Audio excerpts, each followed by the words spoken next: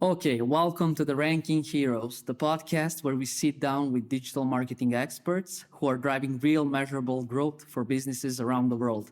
I'm your host, and today we have a truly exceptional guest from Pittsburgh. Imagine building a lead funnel from scratch that generates like 50% of your company's recurring revenue and over $1 million in new business annually, or achieving 2000% traffic growth for a Fortune 500 tech company. These aren't just impressive numbers, they are real world results our guest, Jonathan Bentz, delivered throughout his nearly 2-decade career in digital marketing. Today, I'm thrilled to welcome Jonathan, growth specialist at Direct Online Marketing and an SEO consultant, mentor, true professional who's seen it all, from being an employee number 4 at a startup marketing company to managing companies and campaigns across agency, corporate, freelance, and startup environments. Jonathan has consistently delivered trailblazing results in an industry that's undergone massive transformation in the last few months, especially with the recent AI revolution. In today's episode, we'll dive deep into Jonathan's journey, unpack some strategies behind his most successful campaigns, explore how he's adapting to the new AI-driven search, and get his hard-won advice for both companies and practitioners looking to excel in SEO. Jonathan, welcome. Thanks for joining our podcast. Man, thank you for having me. And with that introduction, I feel like I need you to be by my side all the time, telling everybody, hey, this is your guy. I'm very humbled by the introduction there. So thank you for that.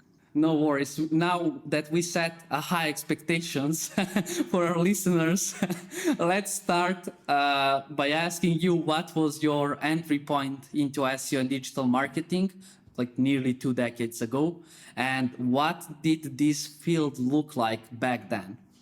Wow. Okay.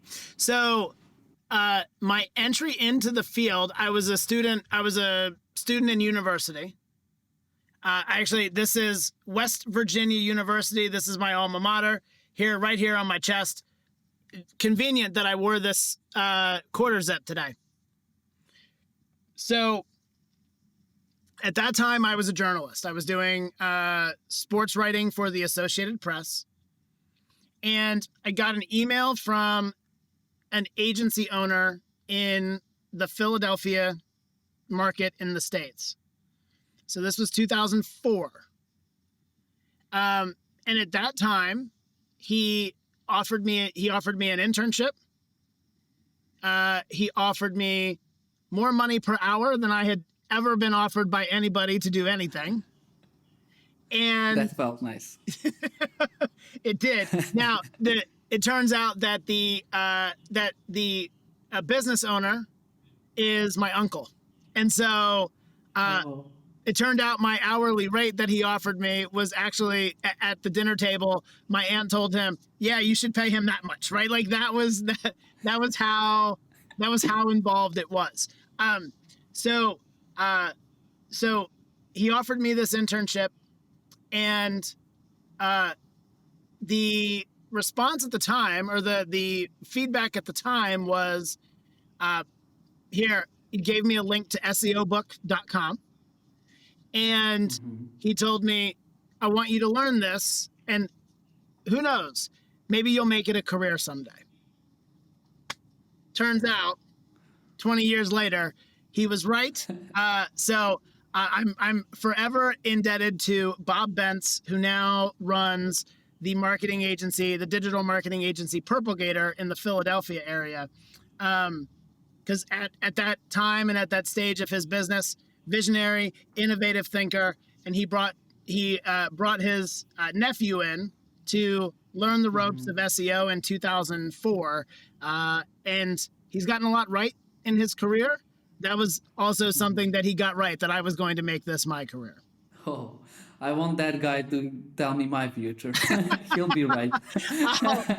And once this podcast airs, I'll send it to him, and I'll introduce you to him, and certainly if he has predictions for you, I'm sure he'll share them. Thanks, man. Cool. That's very interesting, and I like how that went. Like he said something, and now 20 years later, he must have been like, he's probably very proud of you and what you become. He and I still cross paths from time to time and collaborate on things. So certainly, certainly in my career, he's been a valuable mentor. Yeah, that's very good. I mean, it really helps you shape. And like when you know the direction you want to steer on and you want to stick to that plan, it really helps you because like people usually need to test and fail before they succeed. But now when you have someone who can just like push you, give you a slight push in your back and tell you this is the direction you need to go to or would be the best path for you, that really helps you. And it also like saves a lot of stress that you would go through. So 100%. Yeah. I mean, certainly this line of work that we're in is not without its stress. You will notice the color of my beard, and you will notice the amount of hair I have on my head. And certainly, yes, there have been stresses throughout my professional career, setbacks, failures, things of that nature. But to me, all of those, that you can have that mindset of, oh man, I screwed up, I failed, or you can take those as lessons and make sure that you don't repeat them, but get better along the way the entire time. And that's kind of the mentality that I've had through most of my career. And you mentioned the game has changed dramatically over your career. What's been the biggest shift you witnessed? The size of the boulder for SEO, that speaking specifically about SEO, the size of the boulder that all of us need to push up the hill has gotten so much larger, especially for companies that haven't started yet. And so in 2004, one of the things that was really attractive for me as to learn this practice, one was just at that time, the general transition into digital. But in addition to that, the other thing that was really attractive, I believe, for me as a job candidate was my background in journalism. So, and at that time, if you had a competent writer producing content for you, blogs and e-zines, that actually was a term in the early 2000s, but there were so many web properties that would just repurpose your content, just take it and straight republish it, not even make additions or updates to it, and include your backlink, that you could produce something of high value, put it out on websites to get distribution, and the distribution would take care of itself, and your rankings, you would be rewarded with those rankings. Today, the level of sophistication and there are so many, the algorithms have become so diverse that you can't just do one thing really well. You have to do almost all of the things really well. And the turnaround time, if you haven't done a campaign, the turnaround time to get results, unless you're in a very niche market, that turnaround time, it really is an investment strategy, where earlier in my career, you still had delayed returns, but the turnaround time on those returns was a lot sooner, and the effort required was not as great. And so that, to me, that's probably the biggest change that I've seen outside of this wild, wild west revolution that we're all living in since November 2022, when ChatGPT got released to the public. Outside of that, that I think that's probably been the biggest sea change over the last 2 decades, is just that that degree of difficulty. If you haven't started or haven't had some success and then plateaued, just that turnaround time on results and performance has just gotten so much longer, and the lift required is so much heavier. Yeah, you said, well, now that you said in November, ChatGPT was published. It seems like it happened like a decade ago. That's how this AI evolving. I mean, you really lose a track of time. It seems like, would you say that the first LLM was accessible like 2 years ago? It looks like it was 5. I don't know. Yeah, I think it was, I vaguely remember it was either, if my memory is right, it was either October 22 or November 22 that we first had the opportunity to kind of get our hands on it in public. Yeah. I even remember one evening where I have 3 children, and my wife and two of our kids were off at an event or doing something. And so I was home with my youngest son, and I remember sitting down with him just being mesmerized by the fact that there was this machine that would type back to me in conversational language and give me answers on anything I asked it.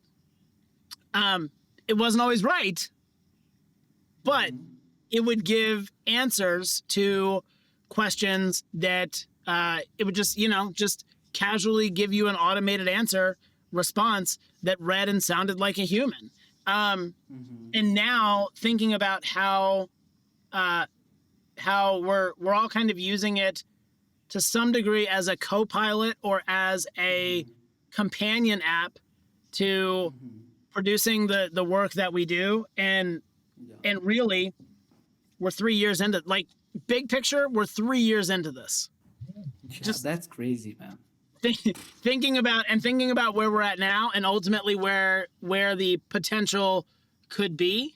It's an exciting thing to think about. Yeah, it is. I mean, especially in the SEO now, when it became quite popular in the SEO industry, like, people are really like making assumptions. They want to like include all. I've seen a lot of websites that have listed geo as a service already, which is like weird because nobody has the exact details how it works, but we will see that. Yeah. And, well, no, Go. I apologize for interrupting you there, because we are the agency that I represent, Direct Online Marketing. We are one of those agencies that has a service page for generative engine optimization. So that's the term that we're using for it. I akin is it AEO? Is it GEO? Is it LLM SEO? Like, what term are we going to call it? If you can remember back to a point in time where we not only had Blu-ray physical media, but there was also a version of it called HD DVD. And then eventually HD DVD just kind of went by the wayside, and now everything was Blu-ray. In terms of that naming convention that we're positioning for with this, that's kind of how I see this playing out. Is which acronym in our industry ultimately is going to be the mainstay? I don't know that anybody knows that with clarity yet. Yeah, but it makes sense. It makes sense now that you're saying that. I mean, how else are you gonna find it? What works, what not, if you're not just gonna test it on the real, websites? So from that perspective, it really makes sense to have at least those clients that really want to try it and to serve you as a test, because you can't do anything wrong. The only thing you can do, like, either you're don't gonna have the results, or you're going to achieve some results. So then it makes sense, and thanks for clarifying that. Yeah, and I think, at least from what we're seeing with there are clients that we're serving with a generative engine optimization service. And you're right, a little bit, there are clients who have the appetite for being on the cutting edge and experimenting with things, right? Yeah. That's always helpful with a search engine optimization service anyway, or any kind of digital marketing service. You want to be open to experimenting and trying new things.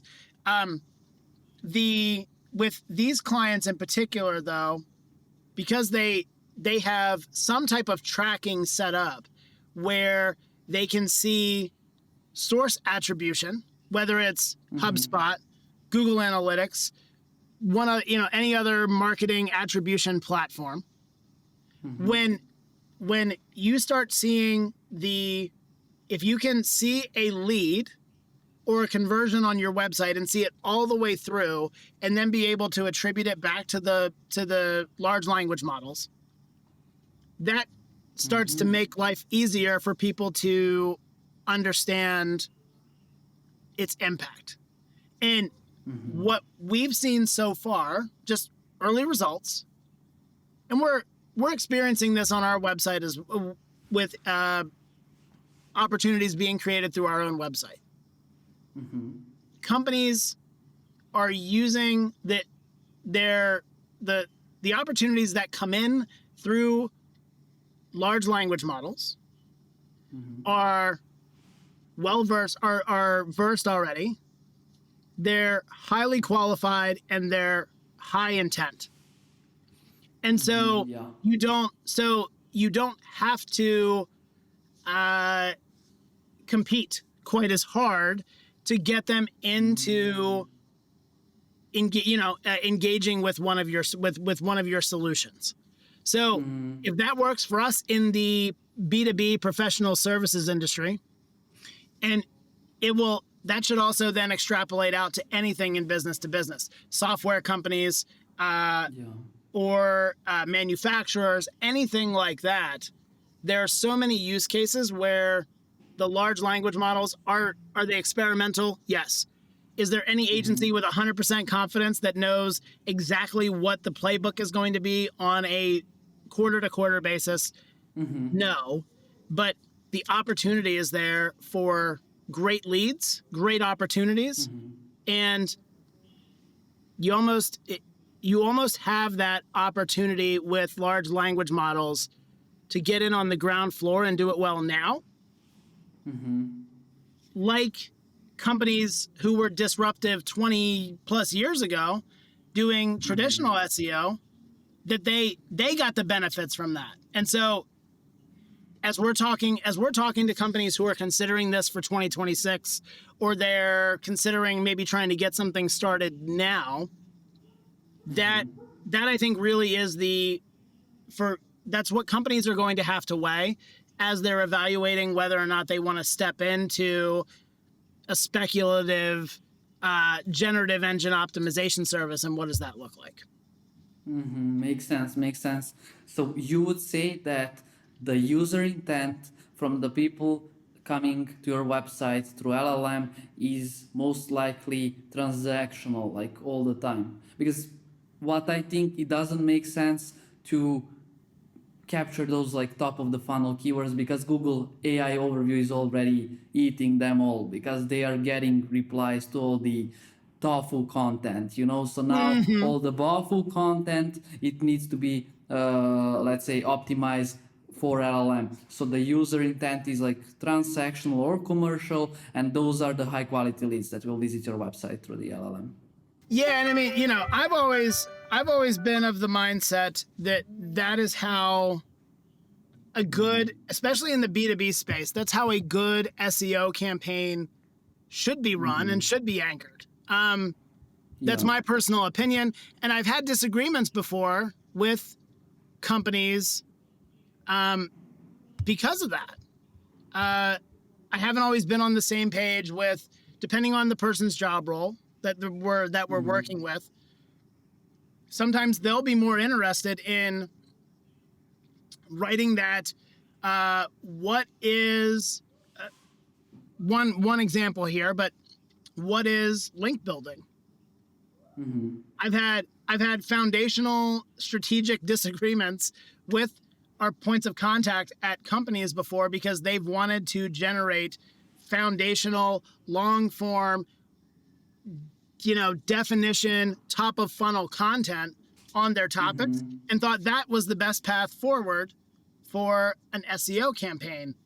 When at the same time they were frustrated about lack of leads coming in, and they were getting feedback on that. And my mentality all the time has been, what do you want? Do you want visibility or do you want performance?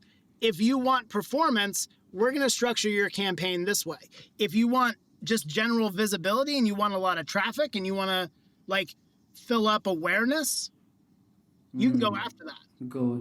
Exactly. I mean, I agree with you 100%. Yeah. You're 100% right. Like, I mean, like 20 visitors visiting your landing service page will generate conversions and revenue than like 500, 1,000 people visiting like Yes. Educational content from your blog.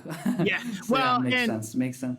And when several years ago, right, pre-October 2022, you would have been able to comfortably say that, yeah, we still want traffic. What we started seeing once Gemini was once AI overviews came into play, once Google really got into the large language model space on the public side of things, you instantly started seeing informational content. Impressions remaining the same, but clicks going down. Yes. And it was in companies that had made their presence known by just having an article out on every single topic that related to their industry. It was a great strategy, but it didn't resonate when once we found people blindly trusting the AI overview answers the same way they trusted position 0, the featured snippets at position 0, the same way they trusted the rankings. Like, no matter what Google stacks on top, and that number 1 position just becomes the new accepted thing.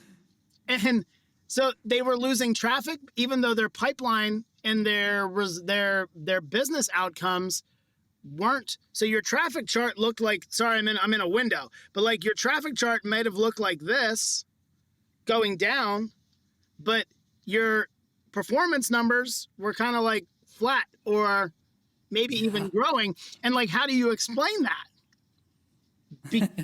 Right? Yeah, because, and so it's with some campaigns, it's taken a while to kind of, the light was always kind of poking through the holes in the performance, but it wasn't a full ray of light. And now we're at a point, I think all of us now are at a point where the light is shining right in people's faces. And you need for your strategies, it's something that I've been standing on my soapbox and preaching about for the majority of my career. And now it's really amplified. Companies need to figure out what their core pages are and double down on those. And let's drive results from those instead of worrying so much about having the best informational article, because ultimately anything in that informational article is just going to be paraphrased and repurposed by large language models. Exactly. Yeah. Completely agree. So I wanna like circle back on your uncle when he tell you like, hey, you should like read that book for SEO. So like, I know that you came across all the other digital marketing channels. So I want to ask you, what drove you to focus specifically on SEO driven growth? Like, why did you like SEO more than other marketing channels? I mean, it's so crazy what happens with SEO. A lot of changes, a lot of things. Like, you should just do PPC instead. Why did you choose SEO? Well, okay, so let's go into the time machine and go back to 2004. Don't tell me you didn't want to disappoint your uncle. Well, Yeah, I mean, of course you didn't, right? Somebody believes in you, somebody invests in you, and certainly you want to work hard and at least that's my mentality. I want to work hard for that person who's putting their faith in me and putting their trust in me to do something and produce my best work, right? Certainly Yeah. that's the case. Maybe not for everybody, but it is for me. The Yeah, and that's but, very good. but in 2004, you could manage exact match keywords in Google Ads and literally go through manually on a day by day basis and say, I only want to bid 1 cent on Led Zeppelin ringtones, but M&M ringtones are really expensive, so we're gonna manually boost up that exact match keyword to $1.50. Now, I did that. Okay. That was as an intern, right? Sometimes you get the tasks that nobody wants to do. So I had experience with SEO and had gotten a taste of what those tasks look like and what the outcome was. And then I had also gotten a taste of having to manually manage Google Ads on a keyword by keyword basis. And are all of these as cheap as possible? So just putting those two up alongside one another, I was, why would I want to just manage? Why would I just want to manage dashboards every day? So, Yeah, and exactly.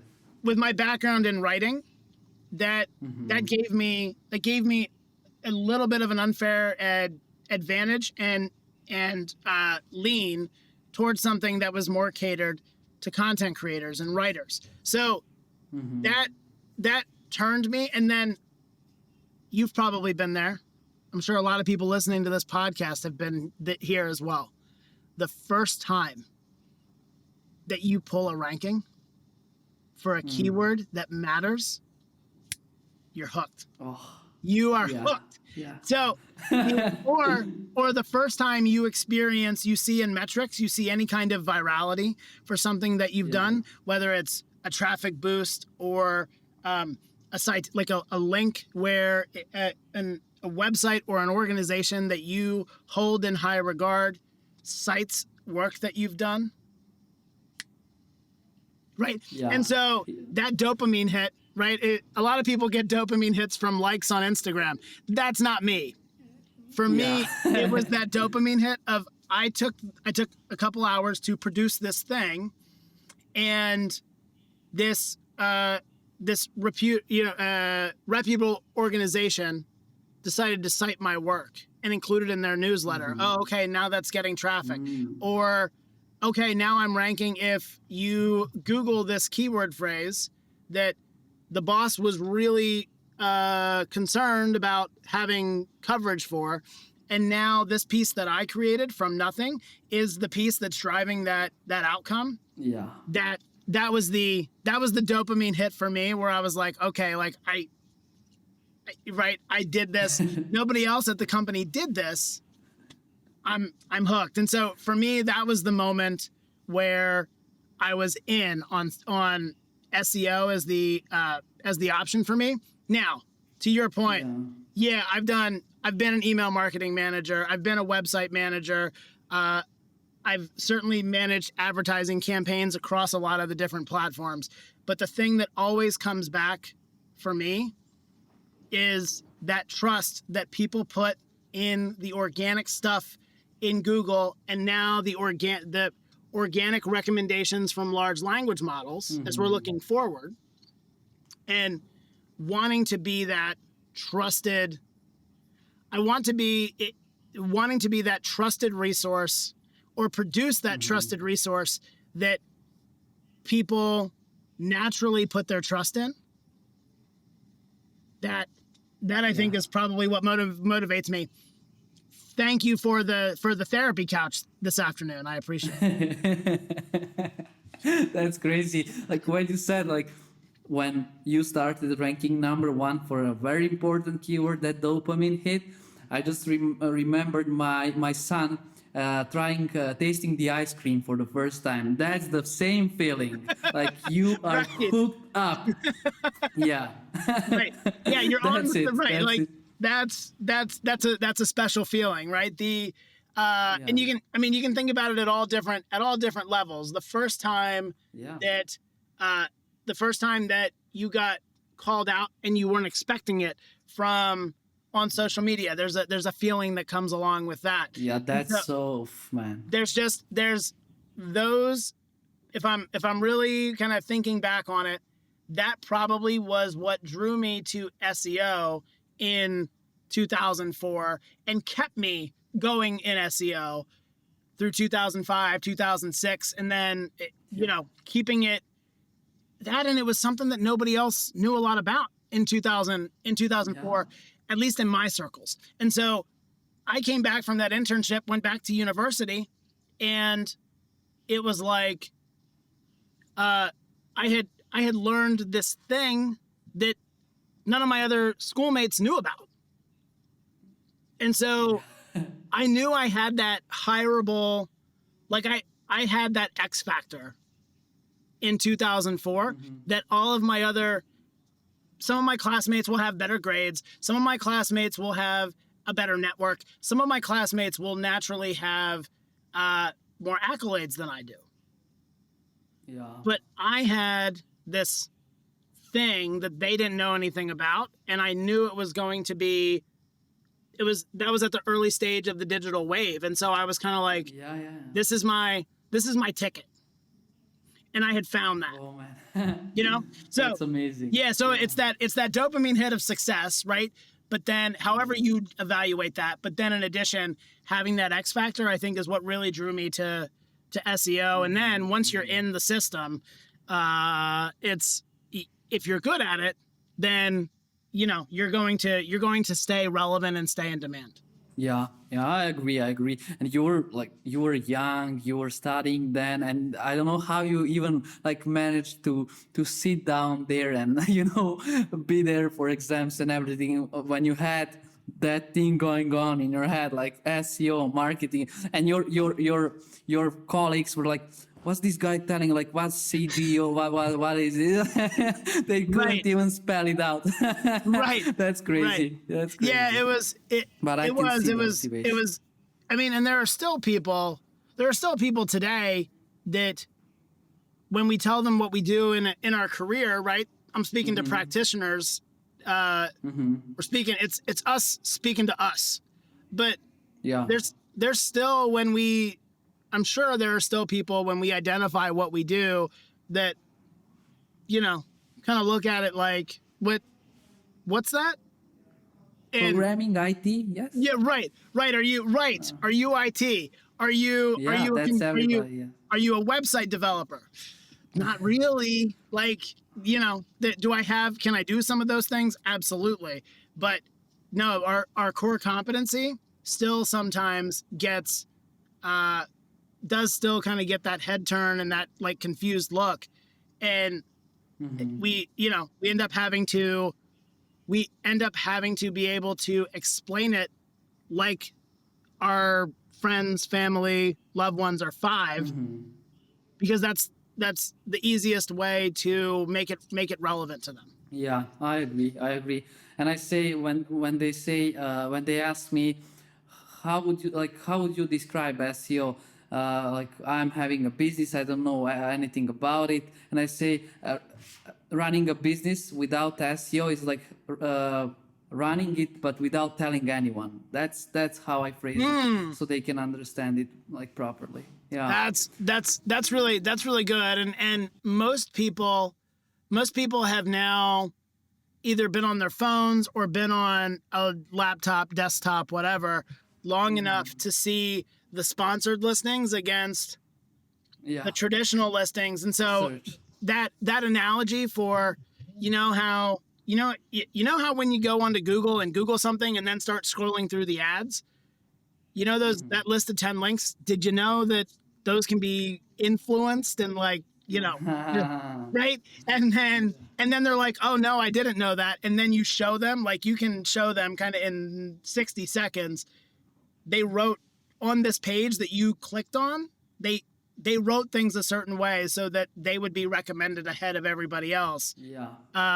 Yeah. And then it's, then you've shown them with something that's tangible to them. Yeah, makes sense. Makes sense. Yeah. Cool. So I would move and ask you about the 500 Act firm.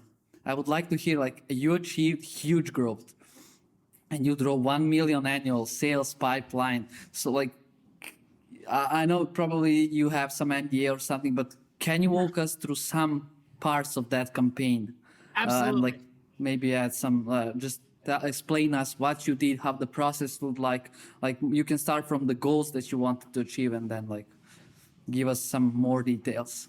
So yeah, we're going back in. There are some principles that are always going to carry forward, but I've now been with direct online marketing, fortunate enough to be here. 10 year will be 10 years in March. So this case study, love talking about it, but this case study is aged a little bit. So I'll explain what we did and how it worked, and try to keep that focused on stuff that any business at any stage could take and apply to their marketing campaigns, even in 2025, 2026. That would be my follow-up question. I just wanted to ask you, do you think the same strategy would work now? But you just gave me an answer. Yeah, shoot, please. I do think it would. And one of the reasons that I think it would work, I went about it differently because there were different tools available in 2013, 14, 15. But the principles always will continue to carry over. So, when I went, that was an in-house role. And when I went into that in-house role, the website was the equivalent of a digital brochure. That company at that time was doing sponsorships with local athletic teams. They were doing a lot of partner referrals, some things that a lot of IT managed services, technology service providers do to scale their business in the real world and scale awareness in the real world. When I came in and took a look at things from a digital perspective, the website was like I said, a glorified brochure. A lot of information, not really well positioned, inconsistent throughout the website, no blog, almost no blog activity. And when I came in and started taking a look at things, as I was doing keyword research, and that's really where it started, right? Any SEO campaign naturally starts with keyword research. So when I did keyword research, instead of just taking the list of the most popular terms from the most frequently searched to the least frequently searched, and then prioritizing based on that, I took the cost per click data and multiplied that against the search volume. And then with that dollar amount calculation, I reorganized the keyword list. When I did that, trends started emerging for keywords that were competitive from an advertising perspective. And the logic that I applied to that was, if a keyword is expensive for advertisers to bid on, and it's got some good search volume, that's probably a more lucrative keyword for my business to chase than the most frequently searched term. So makes sense. Yeah. So and so when I reorganized my keyword report that way, and there are tools out there today that will do that. Keywords Everywhere is a tool that will kind of just as a default, it will do that for you. We didn't have that in 2015. You could get all the data, but you had to do some manual readjustment of your deck. So one of the biggest trends that I took out of that as I was reviewing it is that for some of our services, because it was a more commoditized technology service, was a lot of search volume around pricing, comparison, and what was the there there were high intent keywords like that. What we call today do keywords, commercial, transactional intent, depending on, right, middle of the funnel to bottom of the funnel type keyword terms. And so I started optimizing our website and building pages out that catered to the middle of the funnel and the bottom of the funnel. And I started there instead of starting with, a what is article page. Yeah. And so, so for us with SEO, that was foundational. And then the other thing too, we had the benefit of being in a location that was attractive for the type of services that we provided. And so I looked at local and I looked at high intent and steered our strategies towards that, as opposed to just pulling the keyword list up and starting at the top and then working through the bottom with a content. Very nice. Yeah. And so that really, there were other strategies and tactics that really helped drive leads. But what turned opportunities around inside my first 30 days, what turned enterprise leads brought enterprise leads into our pipeline in the first 90 days, that shift happened because of owning our local market and owning lower search volume, but incredibly high impactful intent keyword terms, instead of, trying to fight for the top of the mountain for an ego keyword. It would be a higher investment. It would take much longer for the results to come in. This was like the safe play and the most, let's say, optimized solution for the client's business. And I want to ask you, did you show the client, since you were doing that keyword prioritization based on the search frequency plus how much it costs per click in Google Ads, did you show them how much money their business is gonna save by ranking for these keywords organically? Yeah, and that's the justification and the logic behind kind of ranking your keywords that way. I'm not the innovator of looking at keywords that way. But certainly taking it when that strategy was revealed to me. I'll give a quick shout out here to Nick Eubanks, because I believe he was the one that I first saw kind of document, here's how we should think about our keywords. And when he mentioned that, and it resonated with me, and then I started trying it. So Nice. shout out to him if he happens to stumble across this on the internet. But yeah, I did show that to them, and that was the conversation point, right? We could advertise for these terms, but look at how much you would actually have to spend to capture market share or potentially have to invest. Does that financially make sense for you? And I knew already the answer was no. So that then really helped restack the deck. And it also helped me prioritize, not just for myself, but for leadership. Here's the why. Like, here's why we're going after this term that's lower volume, right? This term might only get searched for 700 times a month versus the head term that's searched for 4,400. But why are we doing that? Because our competitors are willing to pay $20 a click for this term, and they're willing to pay $1 a click for the other ones. There's fire here. There's smoke here. There's, like we're going to be fighting an uphill battle for months and months on end to try to get here for this head term. That's a great tactic. I really like it. I think it's something that I will also follow, like in the future when I'm doing keyword research. I mean, I will definitely pass this to my team because it makes sense. So thanks for sharing that. It's very useful advice to everyone. doing SEO. And I want to ask you about the data.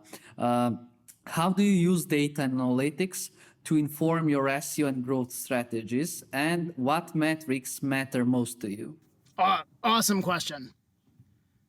The metric that matters the most to me is key event and original source. Those are the two metrics that matter the most. Can you elaborate? Absolutely. Okay. Absolutely. So if your data team or your, whoever's managing your analytics has your important key events, whatever key events matter the most to you, if they have those tagged and set up correctly, then you should never know. You should never be outside of the loop or be unclear on which pages drive the actions, which pages start the actions that you want people to take, right? In HubSpot, they call it the first page scene report. In GA4, it's the landing pages report. I think that's still what it's called. Please don't check me on that. No. But and then when you add in, so which channel are you getting the best performance out of? In a lot of cases for our clients, it's organic search, or maybe it's diversified today to direct traffic, right? Because people are doing searches on so many different platforms and they're seeing different. What ends up happening is somebody gets influenced to just go directly to a site and then reach out that way. So if you can get that, if you can see by source for that key event that you want, what's driving it, and from the landing page report, or from your CRM tool if it's tracking first page scene, you then know that you should be able to see which pages are your most valuable. The term I'll use for it is digital front doors. You now know which pages are your most important digital front doors. From there, you can then tailor an experience to get them to do the action that you want. So first page scene, landing page, and key event. If you have all of those set up, you have the beginning and you have the end. And then all you're doing is just figuring out it's messy, right? It's a muddy middle, but you're figuring out the middle to get them from A to B. And that makes life, for me at least, a lot of times, that makes life easier. Yeah, imagine having a puzzle and you have someone who started puzzling, resolving at the beginning, and the end is also resolved. It's much easier to get into the middle and fill out the gaps. Yeah, so it makes completely sense. And my favorite, I really like, depending on how aligned your sales and marketing is.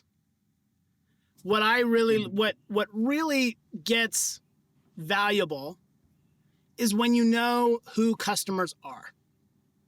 So if you have a good CRM and good data in your CRM, and you can see the first page scene, and you can see that they converted and which channel, and did they turn into a conversion, a sale, they bought something on your website, whatever grail you have for your site. If you can figure that out, and you have that kind of feedback loop coming in, now you can look at what that ideal path actually was. You can look at page 2 and page 3 and page 4 that naturally resulted in them reaching out. And so for me, a lot of times the path becomes more predictable if you know all that stuff on the end. So if you know all that stuff on the end, then you can look at the trends. What trends can you pull from this handful of your traffic population that did everything that you wanted them to do? Okay, now let's go back and re-navigate the user experience so that we can take them from point A, where we know they're going to come in. We want them to get to point B. Now A1 is here, and A2 is here, and A3 is here. Now we got them to B. And just try to streamline that process as much as possible. And it's not you guessing. It's your own customers, like the experience and the data from your own customers. They chose their adventure and they completed the mission. So Yeah. just set it up for more people starting the mission to follow their path. Yeah, I agree. Like, and I see a big correlation here between marketing and sales. Like, you should really know your audience, know your ICPs, their pain points, follow their journey, optimize. And that, I mean, everybody should do that. However, I've seen a lot of businesses that don't care about like setting up the events and the goal tracking, things like that. I've seen businesses that are using custom dashboards where they just see the revenue and the number of orders, but they don't see channels. Like, did they come from organic or from paid? And then they want like to do SEO and to track conversions. But how can I do it without setting up everything in analytics? That's the first thing that you should do. But yeah, sadly, people are not doing it. And unfortunately, that is true. And ultimately, what makes that challenging is when they want to hold you accountable to results. Oh. And so, how are you going to, if you're not going to invest time and materials to be able to make that happen, or you're not going to invest in make the investment in the company that you're bringing alongside you for support to get that reporting right, so that you can actually you can have good data, then you're setting that relationship up to fail.